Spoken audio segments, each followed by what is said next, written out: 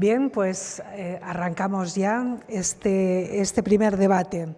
Creer y crear Iberoamérica. Ideas para el debate. La pandemia indudablemente ha marcado un antes y un después, y la recuperación sanitaria, social y económica es una tarea de todos, una tarea en la que todos tenemos que poner de nuestra parte. Pero, ¿ante qué retos concretos nos estamos enfrentando para despegar? ¿Qué empresas queremos? ¿Qué empresas necesitamos? ¿Qué comunidad iberoamericana necesitamos y anhelamos? Estas incógnitas nos las van a despejar ahora nuestros ilustres panelistas que van a participar en esta primera mesa de debate del Congreso y que va a estar moderada por la fundadora de Atrevia y presidenta de CEAPI. Doña Nuria Vilanova les presenta a nuestros panelistas.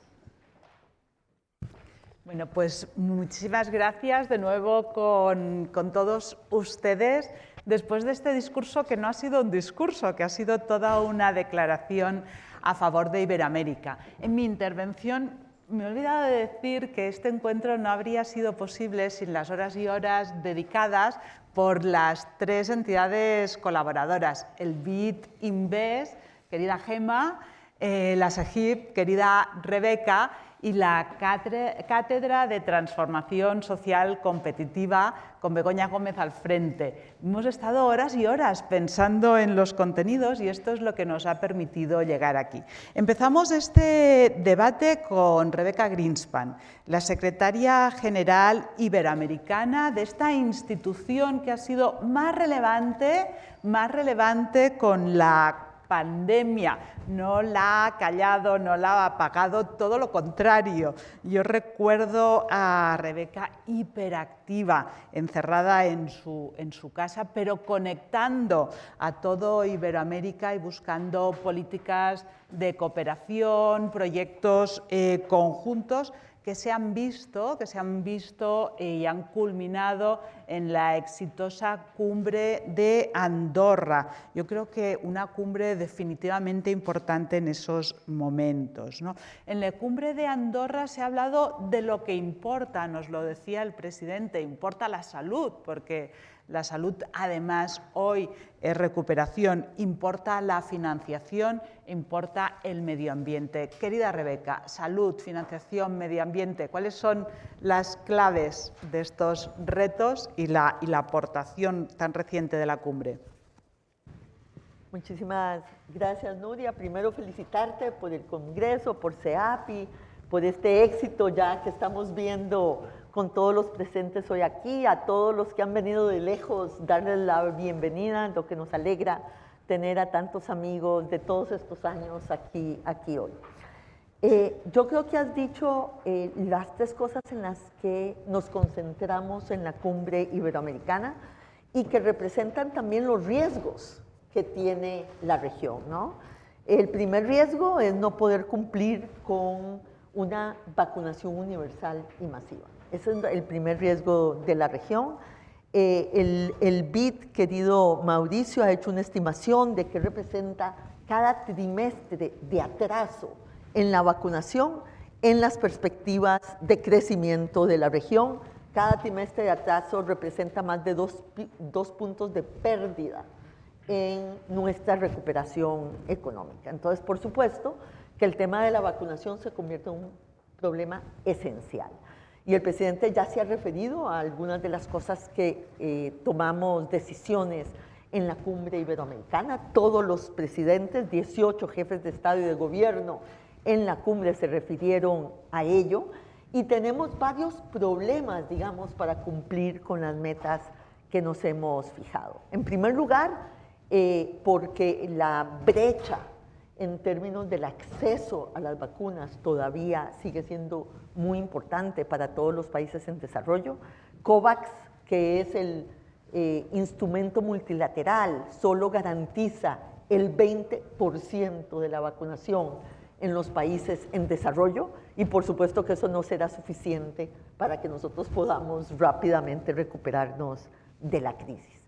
Algunos de los problemas que tenemos tienen que ver con el financiamiento, Mauricio creo que se referirá a ello, y también con la imposibilidad de muchos de nuestros países de hacer precontratos con las grandes farmacéuticas para poder comprar anticipadamente las vacunas. Uno de los artículos que ha salido recientemente relata que en realidad tenemos más capacidad de producción en este momento que lo que se está produciendo en vacunas. Y parte del problema es que las farmacéuticas esperan precontratos para poder llegar al máximo de su producción, de su capacidad de producción en las vacunas. Entonces, primer punto, vacunas. El anuncio de España, súper importante, tanto para declarar la vacunación un bien público global, como en su oferta de que al estar vacunado el 50% de la población española comenzarán a distribuir vacunas a través de COVAX y de la OPS para América Latina. Nosotros queremos que este sea el proceder del resto de los países, porque si se hace así, pues tendremos una masa crítica importante para la vacunación. Segundo tema fundamental en la cumbre fue todo el tema del financiamiento. Lo mencionaba también el presidente. América Latina no saldrá sola de esta crisis. Necesitamos, por un lado, más liquidez y por otro lado necesitamos fortalecer los bancos multilaterales de desarrollo, porque necesitamos invertir en las cosas nuevas, necesitamos invertir también en las oportunidades, necesitamos apoyar a las empresas para no perder nuestro tejido empresarial y necesitamos apoyar a las personas y a las familias con sistemas de protección social mucho más fuertes. Para eso necesitamos financiamiento de dos tipos. Necesitamos la emisión de los derechos especiales de giro por parte del Fondo Monetario Internacional. Eso va a ser una inyección muy importante a nuestro sistema monetario, pero necesitamos que los países que no requieren de los derechos especiales de giro, como son Europa, como es Estados Unidos, como es inclusive China, que puedan ceder lo que a ellos les corresponde para poder hacer los programas de inversión con la banca multilateral y abriendo, digamos, el espacio fiscal en nuestros países. Y yo voy a mencionar solo una tercera cosa más, Nuria, y es que América Latina está entrando a lo que nosotros llamamos el superciclo electoral.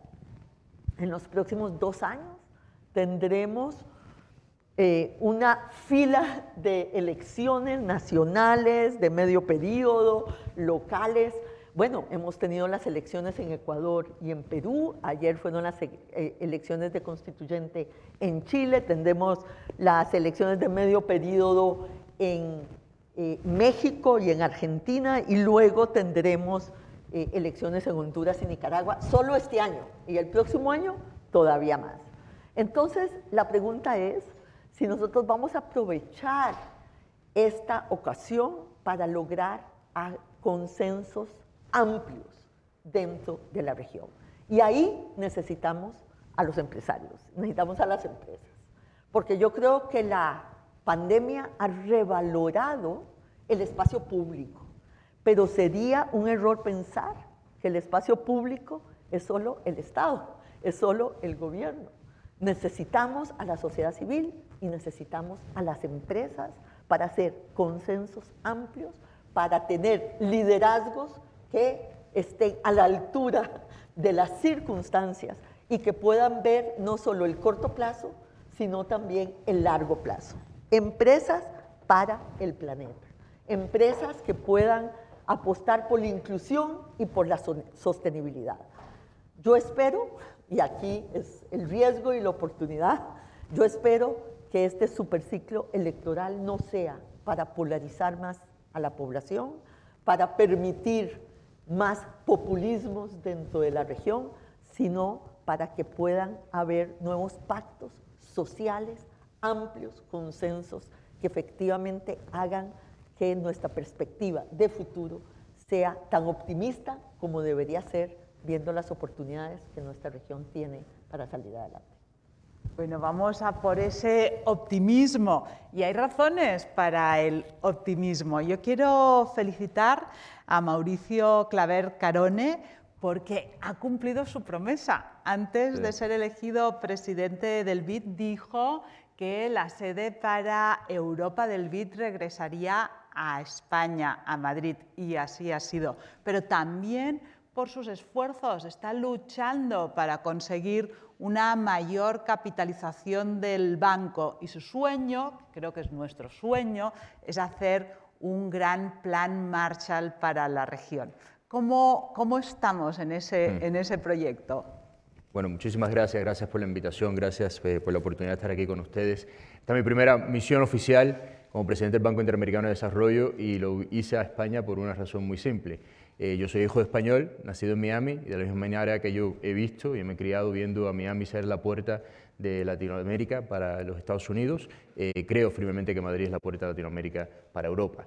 Y en ese sentido, una de las promesas que había hecho anteriormente era que la oficina del BID en Europa tenía que ser en España. Creo que fue un error relocalizarla a Bruselas y es lo que hemos hecho, y ayer pudimos inaugurar la nueva oficina aquí en Madrid, porque creo que es apropiado que esté. Ahora bien, yo no soy persona de diagnósticos, yo no me considero intelectual, ni voy aquí a ponerme a llorar sobre los problemas, no es mi espíritu, yo soy un optimista desafiante. Solamente le doy 3 estadísticas, sabemos lo mala que es la situación, escuchamos al presidente del gobierno, la peor crisis económica, la peor contracción el año pasado en la región desde 1821, desde que los países de la región estaban peleando por su independencia. Peor contracción en 200 años. Bien, 3 números que hay que recordar.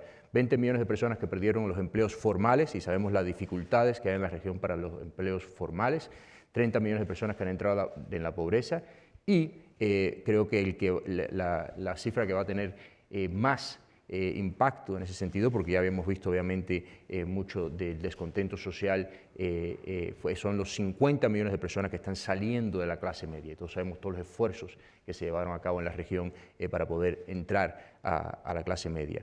Eso va a crear problemas obviamente desafiantes. Pero bien, en cada crisis hay oportunidad y lo que tenemos que enfocarnos son en las oportunidades.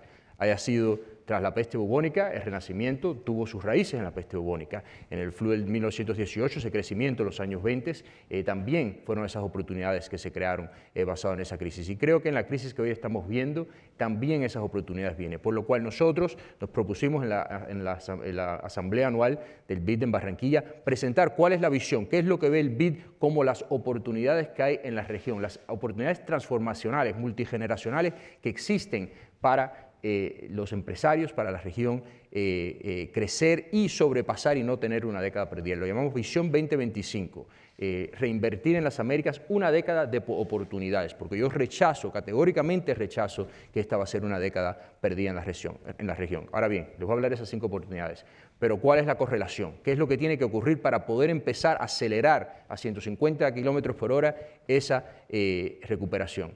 Primero, la vacunación. Ahí en el BID, en mis primeros 100 días, nosotros asignamos como grupo, rompimos muchos hilos para poder asignar $1.000 millones adicionales al 1.2 mil millones de dólares que ya habíamos asignados para los sistemas de salud, pero $1.000 millones específicamente para la adquisición, distribución, almacenamiento, campañas de comunicación para la vacunación en la región. Obviamente no es suficiente, hemos visto todos los desafíos que han habido con el abastecimiento, con la COVAX, etcétera.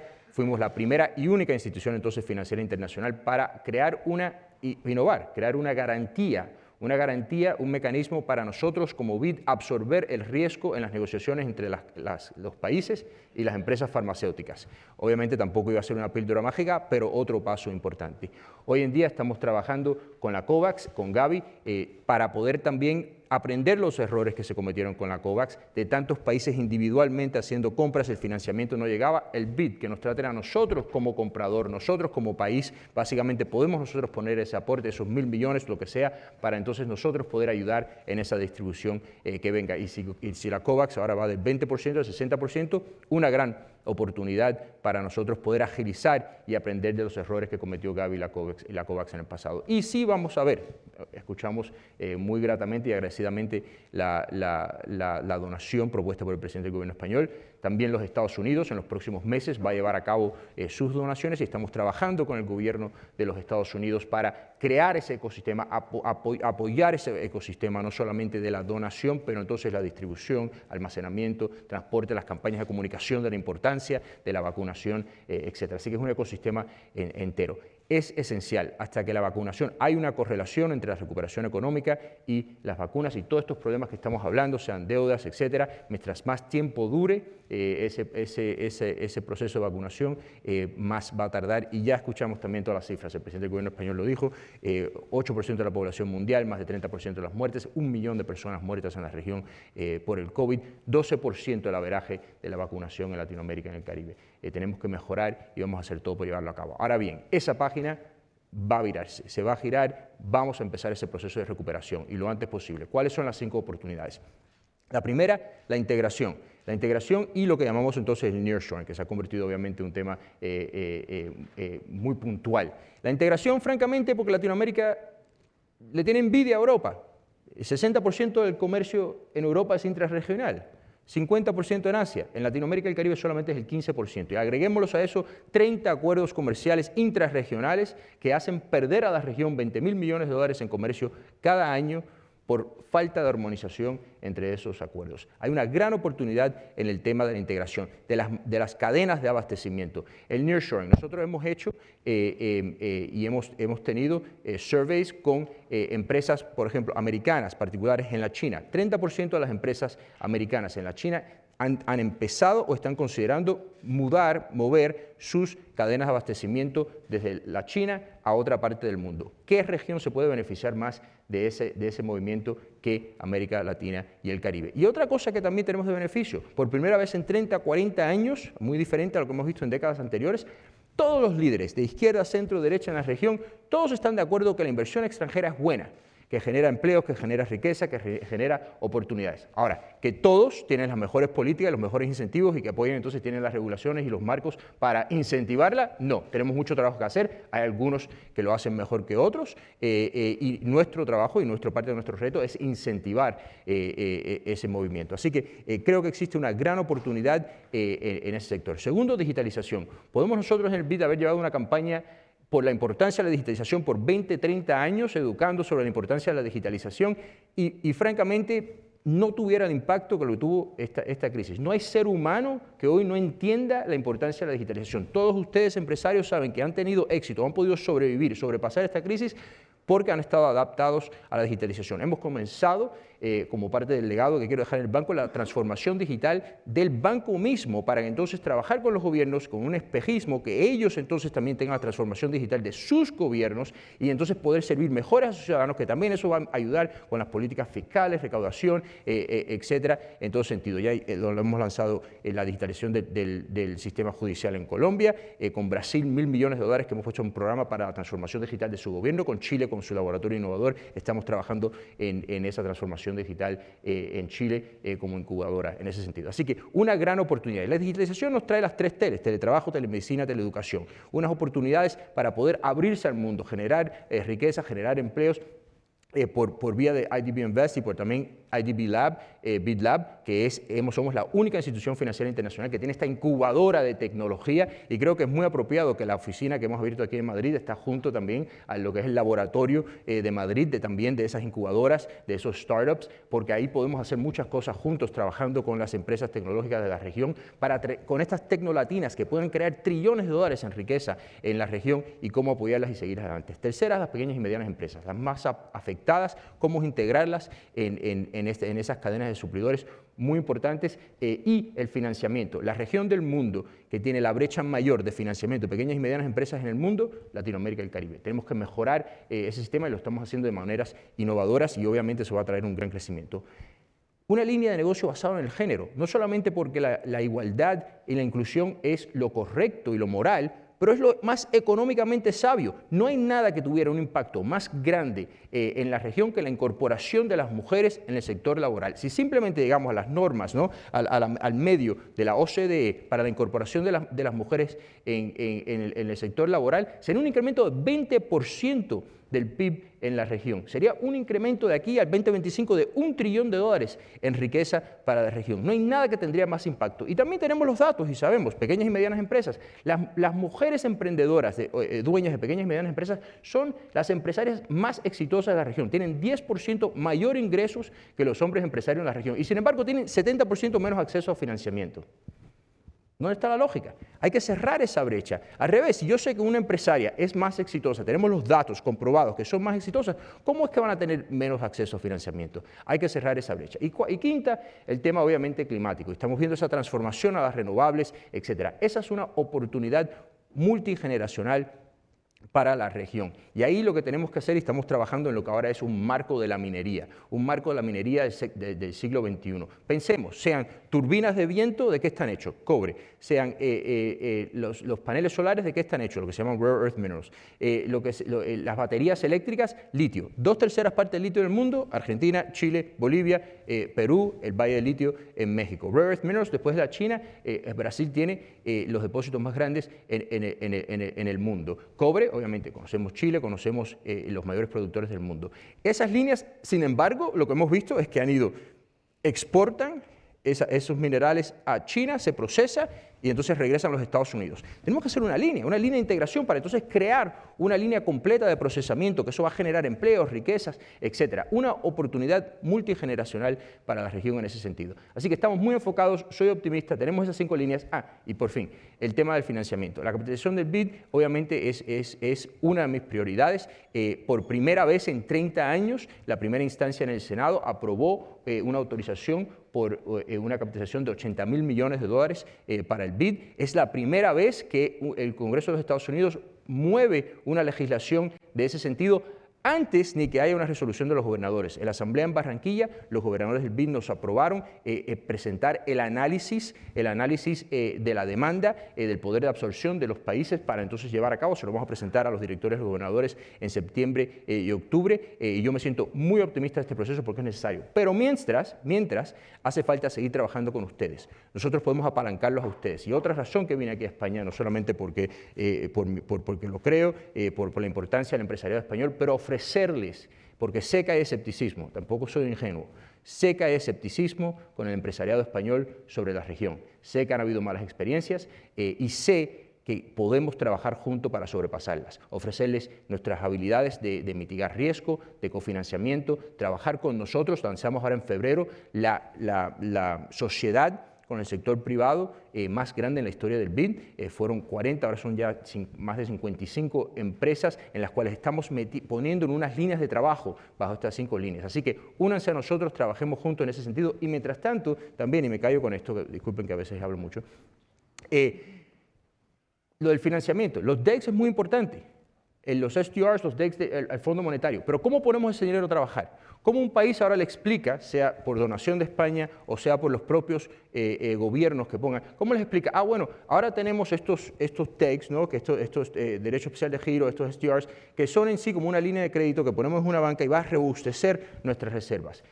Ya esa parte, gracias a los esfuerzos de Rebeca, gracias a los esfuerzos de todos que han abogado por ese tema, sí, vamos a tener esa línea. Pero ¿cómo ponemos ese dinero a trabajar? ¿Cómo se le explica a la ciudadanía, a la gente en la calle, en Colombia, a las personas en Chile, en otras partes? ¿Cómo se les explica? Bueno, vamos a robustecer nuestras reservas. ¿Cómo lo ponemos a trabajar? Y ahí el BID estamos trabajando y podemos trabajar como ser un depositorio en el cual nosotros podemos entonces monetizar. Hay que trabajar ahora en cómo monetizar ese dinero para escalarlo para entonces poder llevar a cabo proyectos, sean de infraestructura digital, física, programas sociales, educación, etcétera, en la región, y el BID es el referente en poder hacer eso. Así que vamos a trabajar y empezar a pensar en esa segunda fase de entonces, ahora que tenemos esos giros, cómo los monetizamos para ponerlos a trabajar para las personas en la región. Ese es el gran reto que tenemos ahora. Y disculpen, me callo.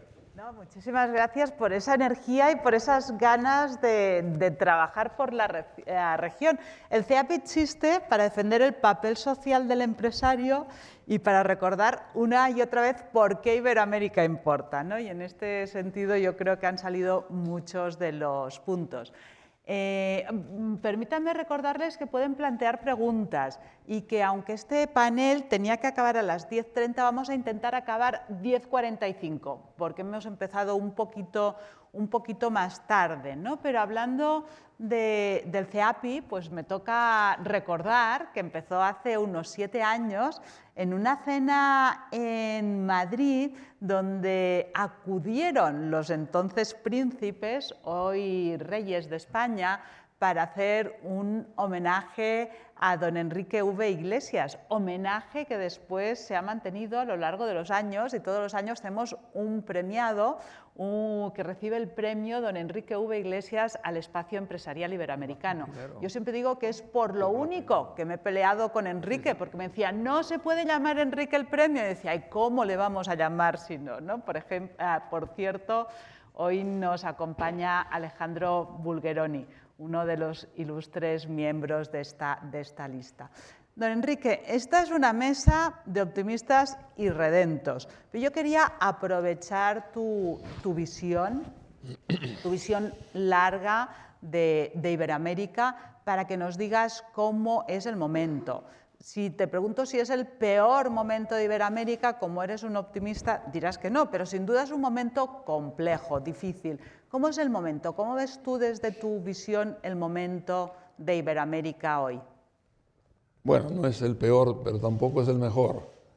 Hay que hacer lo que sea mejor.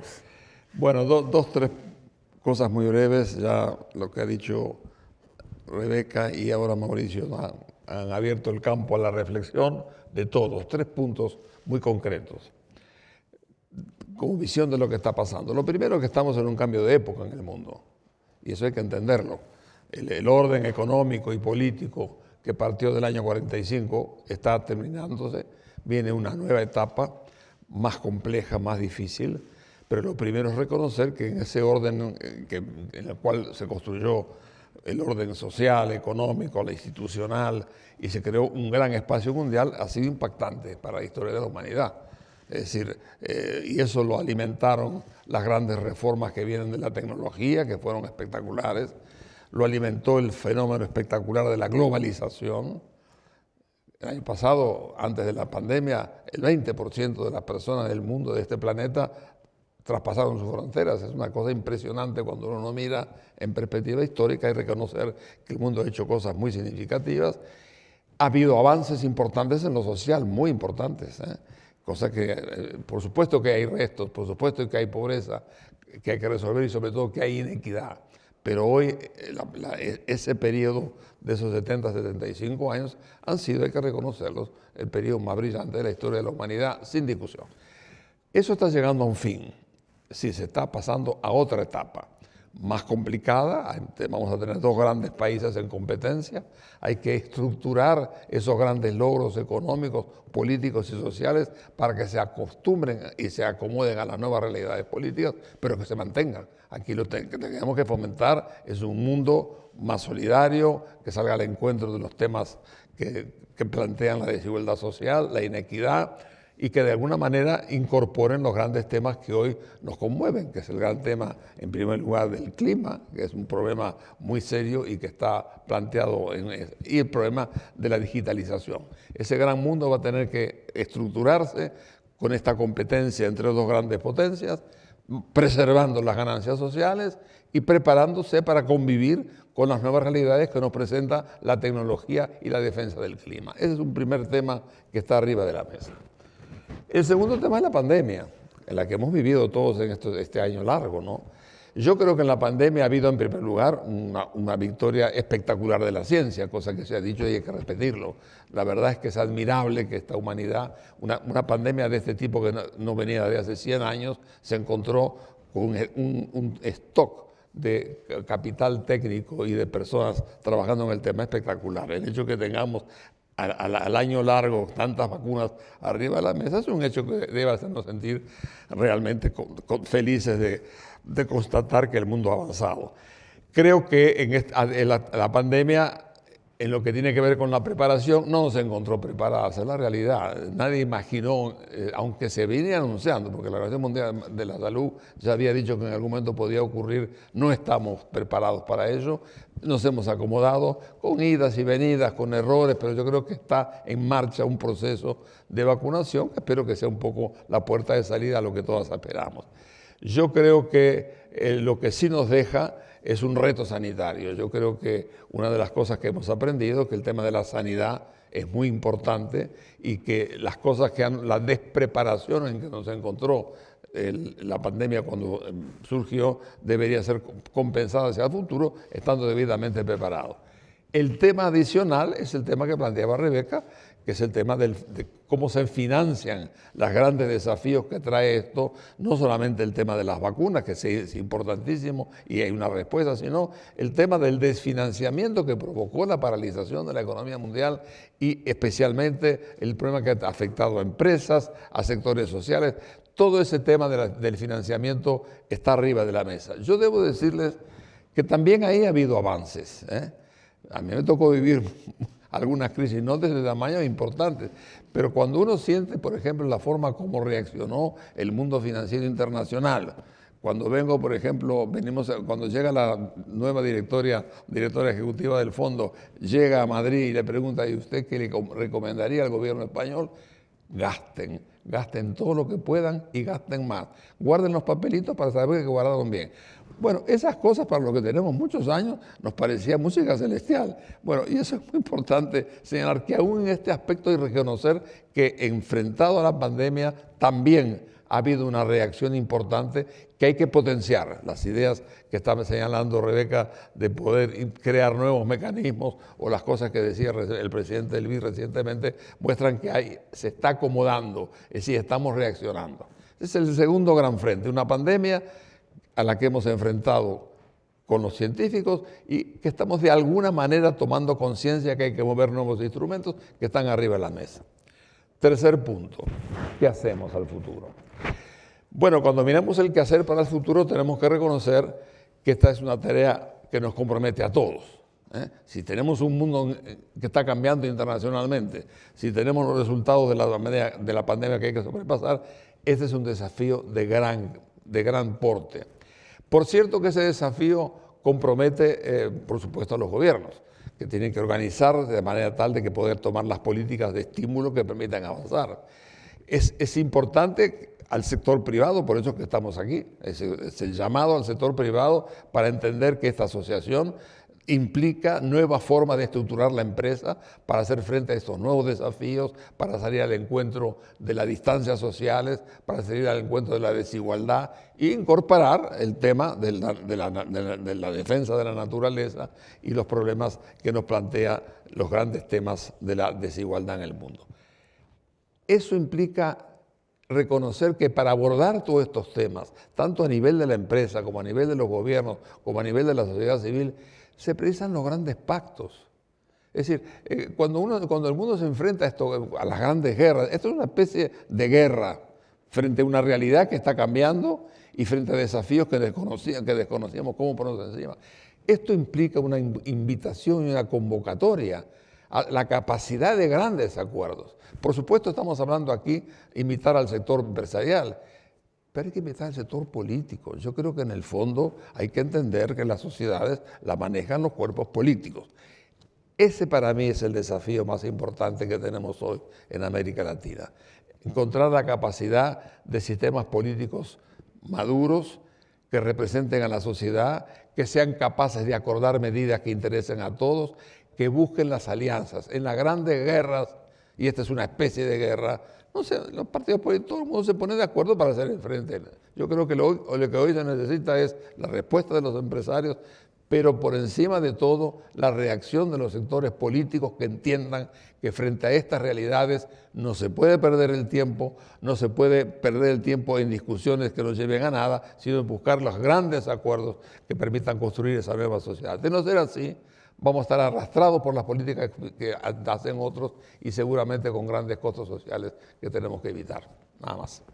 Muchas gracias, Enrique. Y totalmente de acuerdo, cuando debatíamos sobre creer y crear, decíamos, pero la base es que haya confianza y que pueda haber confianza entre el mundo empresarial y político. Le vamos a pasar la palabra a Ángel Gurría, 15 años al frente de la OCDE. Iberoamérica ha sido mucho más importante desde que tenemos en la OCDE, desde que tenemos a Ángel al frente. Han entrado nuevos países de la región a esta organización y ha estado más pendiente que nunca, ¿no? A lo largo de esta mañana ha salido con claridad un tema. Este es un problema global, ¿no? Y nos hemos encontrado en un mundo que frente a un problema absolutamente global, la crisis sanitaria, que después se ha convertido en crisis social y económica, tenemos grandes instituciones, pero son locales o regionales, ¿no?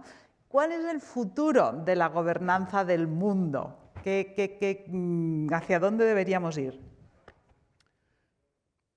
Los temas globales solo pueden abordarse de manera eficiente, de manera global.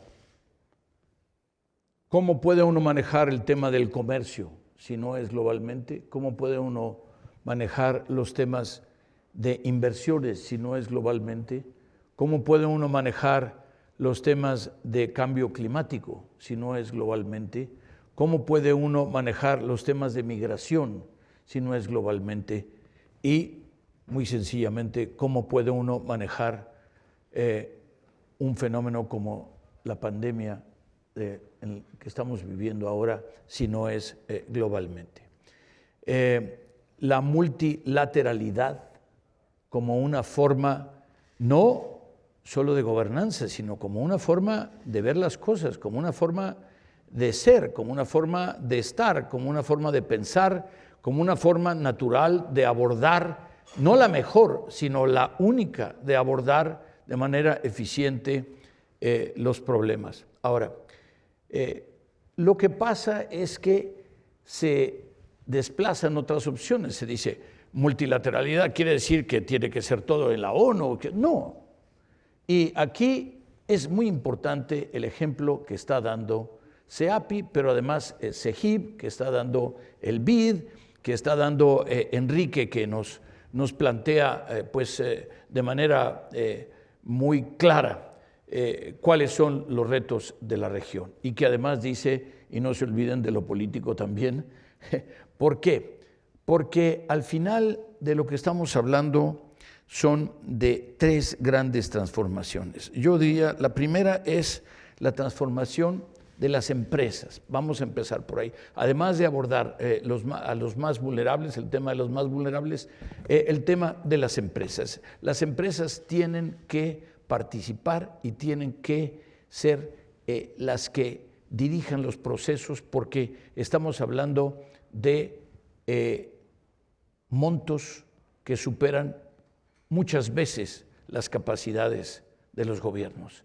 Ya a los gobiernos le han agregado 15 o 20% de deuda a sus relaciones de deuda-PIB y obviamente es el momento en el cual, con los estímulos de los que hablaba Rebeca, de los que hablaba Mauricio, de los que hablaba Enrique, con los estímulos para que el sector privado tenga confianza. El tema de la confianza es crucial.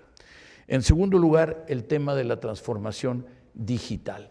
No en términos de decir qué empresa va a ser tecnológicamente más avanzada, sino lo digital como un instrumento general que corta en todos los sectores y que corta de manera tanto transversal como horizontal. Y finalmente, el tema de la transición ecológica.